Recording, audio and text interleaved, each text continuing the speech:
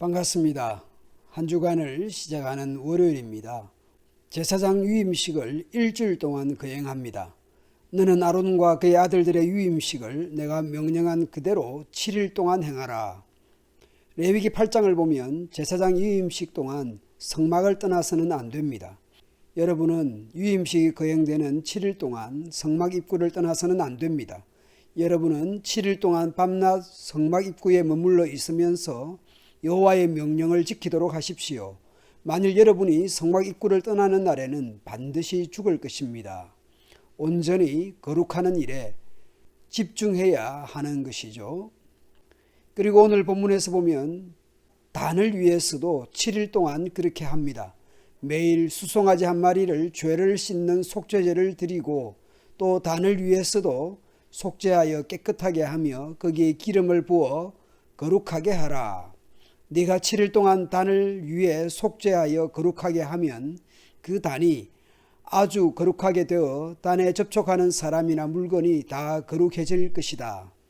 제사장 유임식을 위한 수송아지 한 마리, 순양 두 마리 외에도 매일 수송아지 한 마리로 속죄제를 드린 것이죠. 7일 동안 속죄하여 깨끗하게 하며 거기에 기름을 부어 거룩하게 합니다.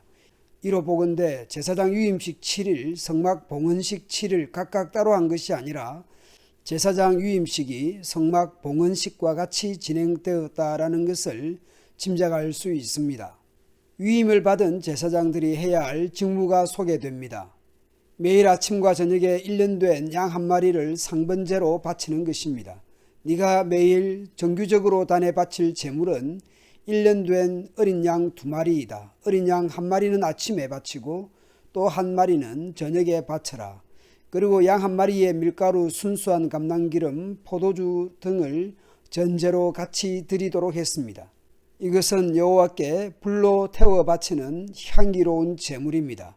불로 태워 바치는 이 번제는 여호와 앞에서 대대로 바쳐야 합니다. 하나님께서 하나님의 백성과 만나고 하나님의 백성에게 말씀하겠다 하십니다. 하나님께서 만나시고 말씀합니다. 곧 하나님의 백성은 하나님을 예배하고 말씀을 들어야 하는 것이죠. 매일 아침 저녁으로 생후 1년 된 양을 드리는 것과 관련해서 레위기 6장에서 참조할 내용이 있습니다. 번제물은 놋제단 위에 밤새도록 얹어놓고 불이 꺼지지 않도록 해야 하며 불이 꺼지지 않도록 하는 제단에 매일 아침 저녁으로 1년 된 양 한 마리와 전제를 드리도록 했습니다. 성막 제조를 살폈듯이 많은 기구들이 금으로 입혔거나 금으로 제조되었습니다. 그래서 어떤 이들은 성막을 황금의 집으로 부르기도 합니다. 어떤 이들은 오늘날 돈으로 환산해서 말하기도 합니다. 제물이 거룩하게 하는 것이 아닙니다. 어린 양의 피를 바른다고 해서 거룩해지는 것이 아닙니다. 하나님께서 거룩하게 하시는 것이죠. 어떤 사람이 출애굽기에 나와 있는 대로 성막을 만든다고 그것이 성막이 되고 회막이 되는 것이 아닙니다. 그렇게 출애굽기대로 만들어 놓고 송아지를 잡고 양을 잡고 한다고 거룩하게 되는 것이 아닙니다. 하나님께서 거룩하게 해 주셔야 거룩하게 됩니다. 그러나 그것이 성막이며 회막입니다. 내가 거기서 이스라엘 백성들을 만날 것이니 내 영광의 광채로 그곳이 거룩하게 될 것이다. 하나님께서 거기서 이스라엘 백성들을 만나는 것이 회막이요 하나님의 영광의 광채로 그것이 거룩하게 되니 성막입니다. 하나님께서 거룩하게 하시고 이스라엘 백성을 만나시니 성막이요 회막입니다.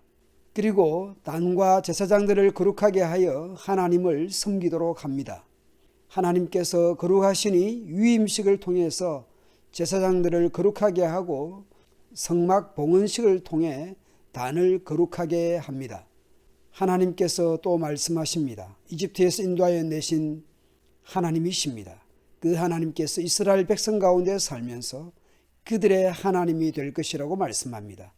그들의 하나님이 되고 이스라엘은 하나님의 백성이 되는 언약의 하나님, 언약의 백성이 됩니다. 성막과 회막은 언약의 상징이요 구원의 완성입니다.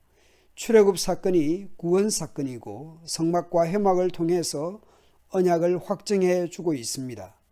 아시다시피 이스라엘이 다른 민족보다 우월하거나 특별한 자격이 있어서 거룩한 백성이 된 것이 아닙니다. 하나님께서 은혜를 베푸셔서 언약 백성이 된 것입니다. 오늘 우리 또한 하나님의 은혜와 사랑으로 하나님의 자녀가 되었습니다. 너희가 그 은혜를 인하여 믿음으로 말미암아 구원을 받았으니 이것은 너희에게서 난 것이 아니요 하나님의 선물이라.